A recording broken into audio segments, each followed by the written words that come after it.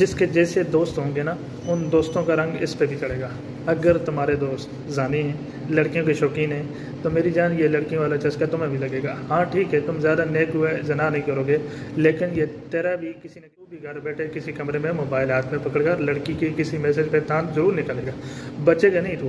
اگر تیرے دوست ٹائم ضائع کرنے والے ہیں، سوشل میڈیا پہ ننگا ناچ دیکھنے والے ہیں، زندگی کے ضائع کرنے والے ہیں، اور تو بھی ان میں اٹھتا بیٹھتا، ان کی ایک پکار پہ لبیک کہتے ہیں، حاضر آیا، بس ٹھیک ہے، اوکے فائن، تیری زندگی بھی ضائع ہوگی۔ اور دوسری جانب اگر دوستوں کا تعلق اللہ سے مضبوط ہے، تو چاہے کتنا بھی گیا گزرا ہو کیوں نہ ہو، ان کا رنگ تجھ پہ چڑھ جائے گا۔ ٹھیک سے وہ تجھ سے ٹائم میں آگے ہوں گے، فارم میں آگے ہوں گے، تقوی میں آگے ہوں گے، پرہیزگاری میں آگے ہوں گے، 5 وقت کی نماز پڑھتے ہوں گے، تہجد بھی پڑھتے ہوں گے، قرآن بھی سمجھ رکھتے ہوں گے، لیکن ایسے لوگوں کے ساتھ اٹھو گے بیٹھو گے، تمہیں جو فائدہ ہوگا وہ یہ ہوگا، تمہارا ضمیر زندہ رہے گا، تمہیں صحیح اور غلط کا فرق کم سے کم محسوس ہوتا رہے گا، اور آہستہ آہستہ تمہاری زندگی وہ تمام عبادتیں آ جائے گی، ان کی حرکتیں تمہاری حرکتیں بن جائیں گی، ان کے اعمال تمہارے اعمال بن جائیں گے۔